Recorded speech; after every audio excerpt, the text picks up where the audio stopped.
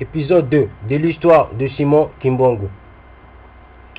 Les multiples exégèses catholiques, rabbiniques et protestantes, élaborées jusqu'au XIXe siècle, font de l'acte de Cam un crime que la Bible n'ose nommer. Du moins le croit-on. Il s'agit tantôt d'un crime d'ordre sexuel, par exemple, inceste de Cam avec sa mère ou castration de son père, tantôt d'un délit de sorcellerie. Cam ayant rendu son père impuissant par des incantations magiques. Plus généralement, Cam aurait transmis les sciences sataniques des mauvais anges à sa descendance. Oublié de la religion de son père, il ne put la transmettre à sa descendance qui tomba alors dans l'idolâtrie par l'adoration des astres, hypostasie en idole. Cam, le noir, l'adorateur du diable, est donc un pervers sexuel ainsi qu'un idolâtre. Ces écritures ont et sont mis dans le livre de Gossio 1972-1973. C'est ce que Gossio a dit dans ces années-là. Il a fait savoir le problème de Cam. On nous mélangeait tous dans le même lot, dans la même situation, dans la même géographie. Ce monsieur-là a fait savoir Cam, à cause de la connaissance qu'il avait par rapport à la sorcellerie, aux incantations magiques. Et c'est vrai, Cam, jusqu'à maintenant, nous le voyons en Afrique, sait faire des incantations magiques. Ce monsieur-là, il avait raison. Ce monsieur-là, sur les propos qui sont inconvénients, c'est quand il dit ce sont des adorations de pervers sexuels. C'est faux. Ceux qui font la perversion sexuelle se trouvent en Europe. Ceux qui sodomisent des enfants de 10 ans en Afrique, en Centrafrique, ce ne sont pas les militaires noirs. Ceux qui acceptent l'homosexualité ou le lesbinage, ce ne sont pas les noirs. Ce monsieur-là, Gossieux, quand il parlait des délits de sorcellerie, des incantations magiques, les sciences sataniques de Cam, c'est vrai. Vous voyez cette image nous l'indique. Faire de la magie, c'est faire de la sorcellerie. Faire de la magie, c'est faire de l'incantation magique. Faire de la magie, c'est les sciences sataniques des mauvais anges. C'est pour cela nous sommes en esclavage. Et nous allons voir cela selon l'histoire du vaudou. Quand nous allons parler du vaudou, vous allez voir cela. Cette partie-là, elle sera plus ancrée dans votre perception de réfléchir, de comprendre ce paragraphe quand nous allons revenir sur le sujet du vaudou. Ce monsieur-là n'avait pas tort. Ainsi, les missionnaires au royaume Congo verront dans les danses lascives des rituels indigènes, ainsi que dans leurs fétiches assimilés aux idoles, la manifestation de Satan. C'est vrai. C'est pour cela que le peuple Bakongo est allé en esclavage. C'est pour cela que le peuple Bantou sont allés en esclavage. C'est dû à ces choses-là. Ces choses qui sont en train de nous faire coûter la vie de plein de descendants. C'est pour cela que je vous ai fait part de ma conviction. Quand ceux qui sont en train de prôner de sortir du franc CFA, quand leur culte à eux principal c'est le culte des ancêtres, je ne me retrouve pas dedans. C'est à cause du culte des ancêtres nous sommes allés en esclavage. Par ailleurs, la noirceur de peau, signe de la malédiction de Dieu, sera conçue comme un stigmate. Stigmatisation qui cautionnera une esthétique de couleurs que j'illustrerai par un passage de l'essai sur le beau André Labat. 1741-1732. Relative à ce qu'il appelle le nègre. Que nous disent les yeux? La lumière est la reine et mère des couleurs. La lumière embellit tout, c'est tout le contraire des ténèbres. Elle enlaidit tout ce qu'elle enveloppe. Or, de toutes les couleurs, celle qui approche le plus de la lumière, c'est le blanc. Celle qui approche le plus des ténèbres, c'est le noir. Vous savez, ça c'est ce que le André là-bas a mentionné dans son livre. Vous savez, le noir, mais ce n'est pas une malédiction. Si le noir est une malédiction, pourquoi le ciel est fait de noir? Pourquoi les Européens cherchent l'énergie noire, la matière noire? Si le noir représentait la destruction, si le noir représentait tout ce qui est à rejeter. Et pourquoi toute connaissance, quand nous mentionnons le mot connaissance, quand nous mentionnons le mot secret, c'est toujours dans le noir. Pourquoi ce qui est caché est toujours dans le noir, si le noir représente ce qui est méchant? Réfléchissez. Au XVIIIe siècle, avec l'anthropologie évolutionniste des Lumières, apparaît un nouveau critère de différenciation.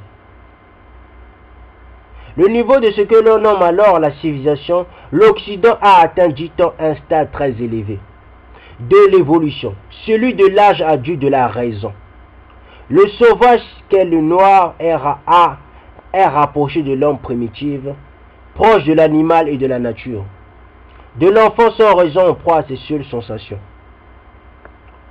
Cette idéologie justifiera au nom du progrès le colonialisme, la domination de la civilisation sur la sauvagerie, de la culture sur la nature. Elle participera aux préjugés de la non-culture du noir. Ces préjugés religieux, esthétiques, culturels vont ressurgir au travers du discours kimbangiste, pour être ensuite sujet à une inversion.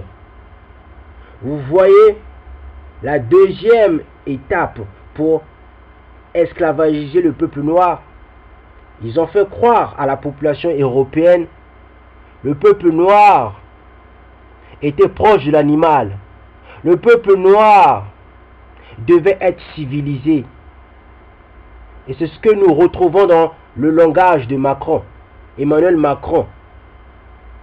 Ce qui a été avant, c'est ce qui est maintenant. Rien ne change sur le soleil. C'est écrit dans Ecclésiaste. Fondement des représentations sur l'homme blanc. En 1482, Diego Cao et son équipage de Portugais débarquant par la mer furent pris pour des ancêtres. Bakulu revenant, car dans les croyances Congo, les ancêtres Bakulu ont un corps blanc et leur village est situé au-delà de l'eau. Vous voyez, ça on le retrouve, les Bakulu on le retrouve dans la magie. Vous voyez comment les Européens sont venus nous mettre en esclavage. Vous voyez maintenant, ils sont venus nous mettre en esclavage quand nous avons commencé à faire des incantations magiques. Quand nous avons commencé à faire de la sorcellerie, nous sommes devenus des sauvages. À cause de la sorcellerie, à cause des incantations magiques, à cause des sciences sataniques des mauvais anges. Vous voyez ces images? Mami Wata, c'est à cause de ça. Pourquoi je dis c'est à cause de Mami Wata? Quand les Européens sont venus, nos ancêtres, à cause de la magie, dans la magie, les démons, les anges étaient blancs. Ce qui a fait faire au peuple, a fait croire au peuple bantou, quand les blancs ont mis pied en Afrique, on les prenait pour des anges. Dans la sorcellerie, on nous fait dire les Bakulu ont un corps blanc et leur village est situé au-delà de l'eau. Donc, l'homme s'est situé au-delà, donc autour de l'eau. Qu'est-ce qui se trouve autour de l'eau? C'est Mami Wata. Qu'est-ce qui se trouve autour de l'eau? Ce sont les sirènes des eaux. Qu'est-ce qui se trouve dans l'eau? C'est tout ce que je vous ai dit. Et c'est quoi? Ce sont des incantations magiques. Les sirènes des eaux, ce sont à moitié esprit, à moitié matière. De ce fait, ils devinrent l'objet d'une mystique, les intégrant dans l'ordre du sacré. À cause de la sorcellerie, nous avons pris les Européens pour des anges. À cause de Mami Wata. Ainsi, ces blancs sont les émissaires qui annoncent le retour des ancêtres. Ils vont édifier sur terre la société du dessous. Divulguer les secrets de la vraie vie, de la puissance et de l'abondance. Ballantier 1965, 258. Page 258. Le village des ancêtres est en effet conçu comme regorgeant de richesses. Les Portugais, avec leurs armes impressionnantes, leur richesse matérielle, leurs prouesses techniques apparurent comme dotés d'une puissance extraordinaire qui révélait l'existence d'un univers religieux insoupçonné. Dans ce contexte, la religion des Blancs, le christianisme, fut perçu comme la source de cette puissance. Vous voyez qu'est-ce que la sorcellerie a fait? Vous ne comprenez pas qu'est-ce que j'ai lu, qu'est-ce que je suis en train de dire? Ils sont venus en 1482. Ils ont détruit l'Afrique. Au temps du royaume Congo, il y avait une structure, on savait manier l'argent, le royaume Congo était bien administré. Quand vous regardez sur Wikipédia, vous tapez le royaume Congo, vous lisez l'histoire du royaume Congo, vous voyez, le royaume Congo avait des écoles prestigieuses en Afrique. On avait 3 universités très prestigieuses. Le royaume Congo avait 12 royaumes, était gouverné par le Mani Congo. Mani veut dire Seigneur Congo. Quand ils sont venus mettre en esclavage le peuple bantou, à partir de 1482, quand ils sont revenus maintenant en 1885, après avoir mis en esclavage le peuple bantou, après avoir détruit la civilisation du royaume Congo, qu'est-ce que nos ancêtres, après les 400 ans d'esclavage, qu'est-ce qu'ils ont fait? Qu'est-ce qu'ils faisaient? Ils ont cru. Ces blancs, ces Européens qui sont venus en Afrique encore pour la 2e fois, ils leur ont pris pour des anges venus du ciel. À cause de la sorcellerie, de la sirène des eaux. Parce que eux ils disaient, le royaume des blancs se trouvait autour de l'eau. Qu'est-ce qu'il y a dans l'eau? Il y a des sirènes des eaux, il y a des poissons, il y a des animaux.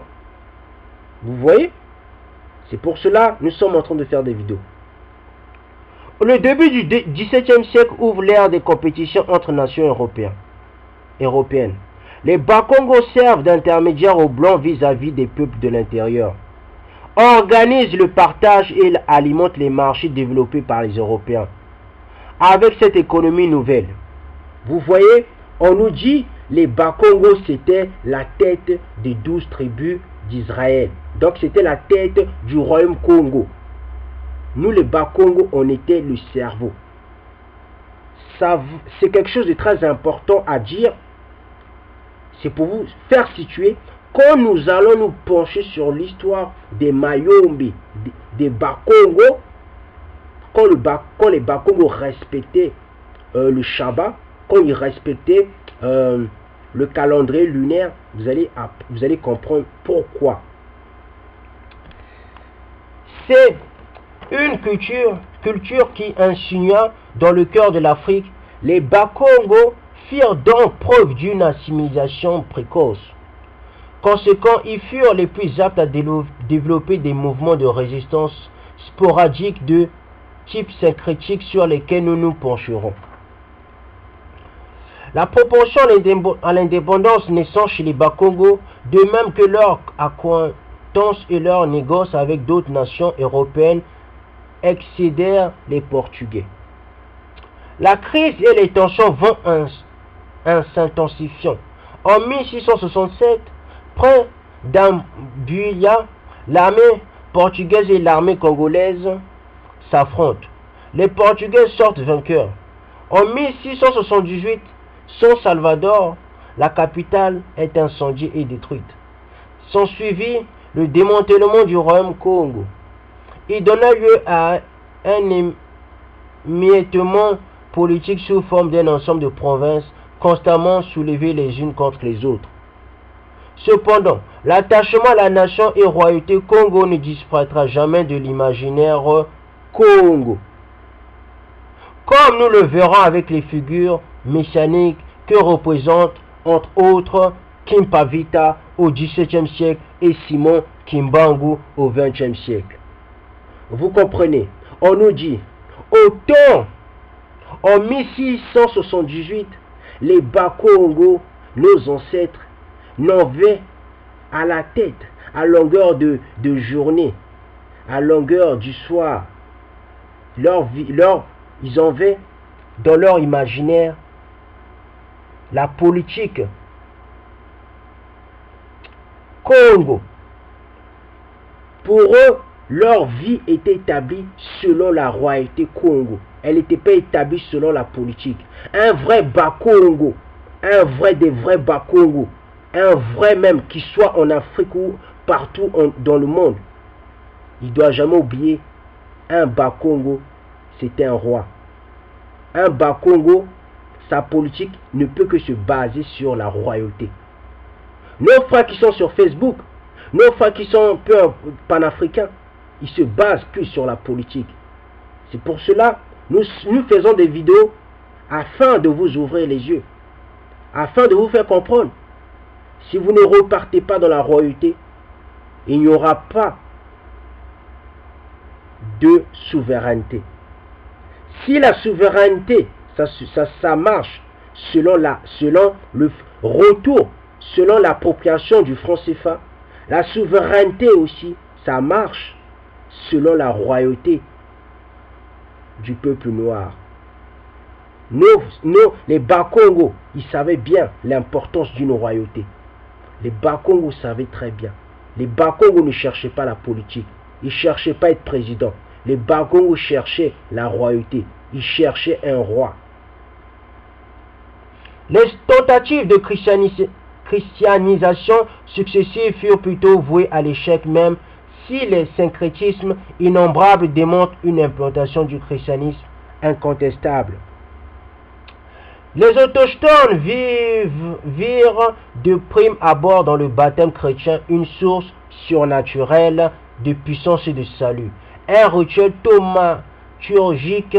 En outre, les crucifixes, images de saints, chapelets et autres objets liturgiques furent perçus comme des fétiches puissants et les missionnaires comme des féticheurs ou guérisseurs. Mais ce sont ces mêmes missionnaires qui, très vite, vont combattre les féticheurs et se muer en iconoclastes, détruisant massivement par le feu les fétiches et autres objets rituels traditionnels. Il faut rappeler que, pour eux, l'idolâtrie devait être éradiquée. Les Bakongo ne tirant aucun bien-être de la religion des Blancs, retournèrent nombreux à leurs croyances, à ceux-ci près toutefois qu'ils intégrèrent parmi leurs fétiches des fétiches chrétiens comme la croix, par exemple, réputée d'une grande efficacité, ainsi que les statues de certains saints. Le phénomène du syncrétisme est irrémédiablement implanté et se retournera contre ceux-là, même qu'il l'avait involontairement suscité. Soit les missionnaires qui deviendront l'une des cibles des multiples mouvements politico-religieux Congo à venir. Vous voyez, les Européens sont venus nous ramener le christianisme. Quand ils nous ont ramené le christianisme, leur christianisme à eux était basé sur des chapelets, était basé sur les croix. Nos ancêtres, Bakongo, ils savaient tous, ils savaient très bien, et en plus, ils savaient c'était aussi des fétiches. Ils savaient, quand tu prends des chapelets, tu commences à faire des rituels et des chapelets, ça s'appelle de l'idolâtrie.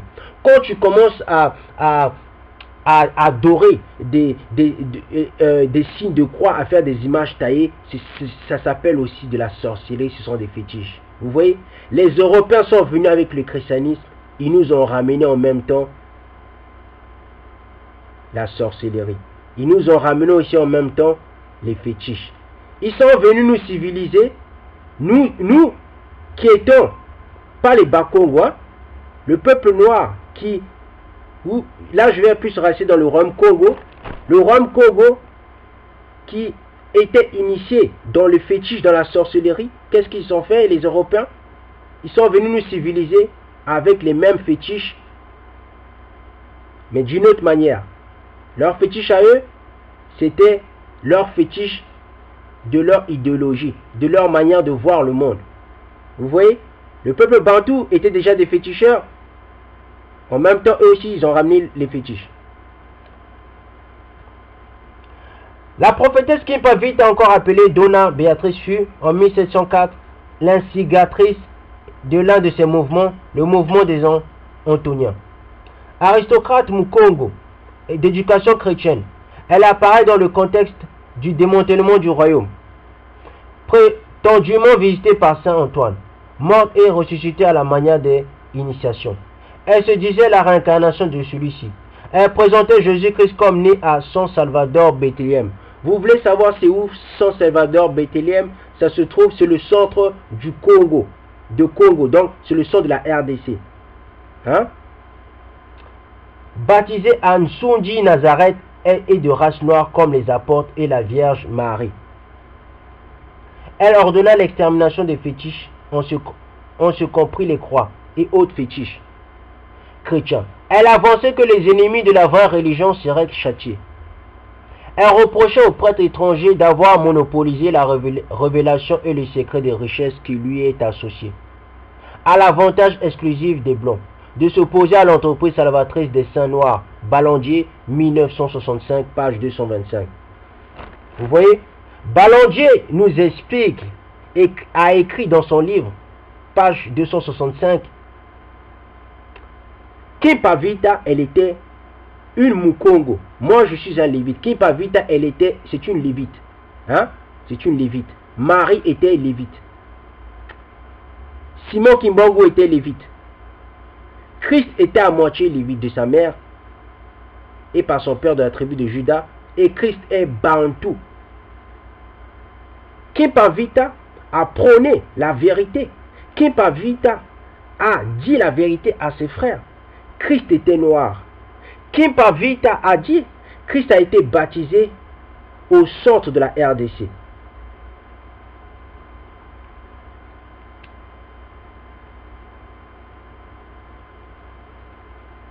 Kimpavita a aussi fait interpeller ses frères en leur disant, ceux qui vous ont ramené la religion christianisme font aussi des fétiches. Vous voyez? Ils font des fétiches par quoi? Par les chapelets, par les croix et par d'autres sortes de fétiches. Vous comprenez? La religion catholique, c'est la mère de la souffrance du peuple bantou et du peuple noir. Vous me dites, comment ça se fait du peuple noir? Je vais aussi parler de la Côte d'Ivoire et vous allez comprendre qu'est-ce que je veux dire par là. Vous allez voir comment la religion catholique a pu manipuler la Côte d'Ivoire. Nous poursuivons sur le sujet de Simon Kimbangu et nous allons rentrer plus tard dans la Côte d'Ivoire. Ces enseignements anticatholiques étaient tournés vers des thèmes apocalyptiques et millénaristes. Kimpavita annonçait l'imminence du jugement de Dieu et l'avènement de l'âge d'or avec comme bénéfice pour tous les adeptes de la nouvelle religion l'obtention des richesses de l'homme blanc. En outre, elle se proclamait chargée par Saint Antoine de réunifier le royaume Congo et de lire un nouveau roi. Elle fut envoyée au bûcher le 2 juillet 1706. Simon Kimbangu catalysera de semblables aspirations politico-religieuses au XXe siècle, nous y reviendrons. Vous voyez, Kimpavita, elle est venue, elle a dit la vérité à ses frères Congo. Ses frères Congo, qu'est-ce qu'ils ont fait? Ils ont tourné le dos. Simon Kimbangu est venu, Simon Kimbangu a dit la vérité à tous ses frères, qu'est-ce qu'ils ont fait? Ils ont tourné le dos. Moi, je suis venu, mes frères qui sont sur YouTube sont venus, ils disent la vérité, qu'est-ce que vous faites? Vous tournez le dos. Vous voyez? Kimpavita avait parlé de l'âge d'or. C'est quoi l'âge d'or? C'est l'âge de la Jérusalem céleste. L'or est intégré dans le carré, dans la Jérusalem céleste. Qui pas vite à parler de l'âge d'or? Qui pas vite à parler du jugement de Dieu? Le jugement de Dieu qui est dans la Bible. Qui pas vite à parler de la nouvelle religion? La nouvelle religion, c'est la spiritualité. Le peuple bantou a fait quoi? Ils ont tourné le dos. Une autre croyance attestée dès le XVIe siècle est l'accusation portée contre les Blancs de pratiquer la sorcellerie. Connotée ici négativement.